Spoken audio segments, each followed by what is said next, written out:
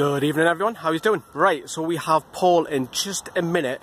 He's going to be running you through his predicted 11 that Rafa is going to go with.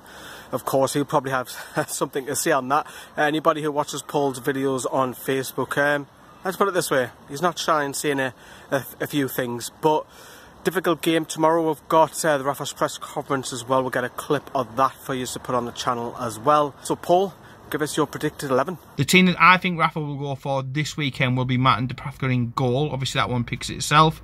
The lad has made more saves than Mike Ashley's bought up high street shops and saved jobs, eating pies and taking insults off me. So the lad has to go in straight away. He's our number one. At right back, it has to be Yedlin. No real competition there because certainly Manquillo you can't trust. You couldn't trust me out, could you, to be honest? So it has to be Yedlin in there. He had a really good game last time out after a little bit of a shaky start.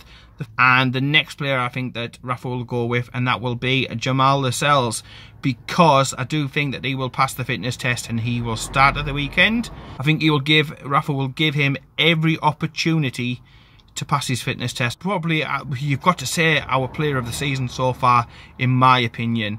Fernandez, bargain money we picked him up for, and he's been immense. Absolute rock, shouting, organising, doing everything that Lascelles really did last season. Left back, Paul Dummett. Again, who else have we got? Thank goodness we've got Dummett, really. He's Mr. Reliable, Mr. Dependable.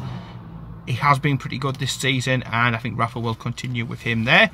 In the middle of the pack, it gets a little bit more interesting. I do think he'll persevere with the donkey, which is Diame. There were some people who said, really praising his last time out. For me, I was sort of optimistic that he was running down his contract, but there's talk this week about him signing a contract extension. But Diame, yeah, he will play. I'm going for Key. I can't see Shelby being risky. If he's taking even a slight risk on Lascelles, he's not going to take any risk at all with John Joe. So I think it'll be Diame and Key in midfield. Going wide to the left, it has to be Kennedy, our best technically gifted player. He has to be there, and I think Rafa will go for him. He's starting to get impressed. He's starting to get up to them levels that he was last season. Jump over to the other side of the pitch, and it'll be Matt Ritchie. I've been a little bit critical of him recently with these huff and puff type performances, but I do think against his former side that Rafa will stick with him. I don't think there'll be any changes there. Again, I can't see him risking the situation with Mutu and this muscle injury that he's got.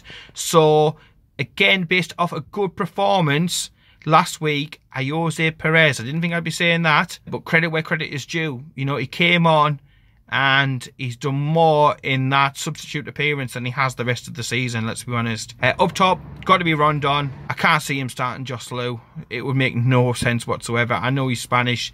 I know that Rafa likes his Spanish players and everything, but he had flashes, he had moments that he did quite well. He managed to last the entire match last week, and it'll be the normal formation that he plays week in, week out, with the four at the back, the two sort of midfielders just sitting in front of that back four, then obviously the two wide players, Perez behind Rondon, and let's just hope that we can get it done. Right then, so do you agree with Paul's 11? Would you change anything from that? Let us know in the comments down there below. Have a good night, have a good weekend, hopefully you'll get 3 points. Rafa's press conference tomorrow. Bye bye.